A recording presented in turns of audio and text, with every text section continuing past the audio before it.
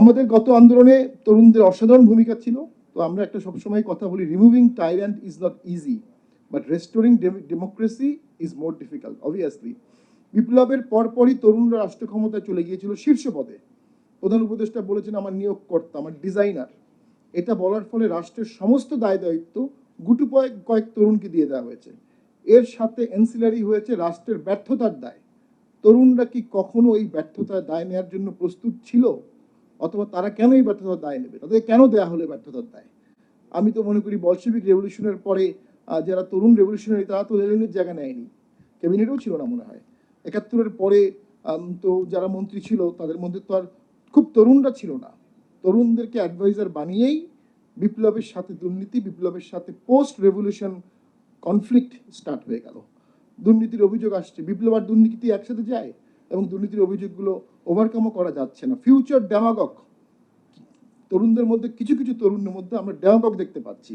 আমার মতটাই সঠিক, আমার দলটাই সঠিক, আর কোনো দল থাকবে না, বা অমুক দল থাকবে না, অমুক দল থাকবে না। এই অধিকার তাকে কে দিয়েছে? যে অমুক বাদ দেওয়ার অধিকার কে দিয়েছে? অসংখ্য ফ্রিডম আছে, কিন্তু বাদ দেওয়ার ফ্রিডম তো কারো নাই। আপনি নন ইনক্লুসিভ হওয়ার ফ্রিডম তো আপনাকে কেউ দেয়নি।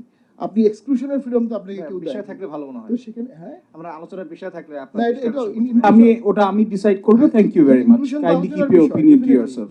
সো যেমন এজন্য আমি মনে করি যে ওই ইনক্লুশনের বিষয়টা যদি আমরা আপনার কাছে আর 30 সেকেন্ড আছে, আত্মস্থ করতে না পারি, তাহলে তো আমরা সবাই টাইরান্ট, মোরাললেস। হ্যাঁ, কেউ হত্যাকারী টাইরান্ট, কেউ হত্যা না করা টাইরান্ট, এটাই পার্থক্য। মানসিকতা সেম রয়ে গেল।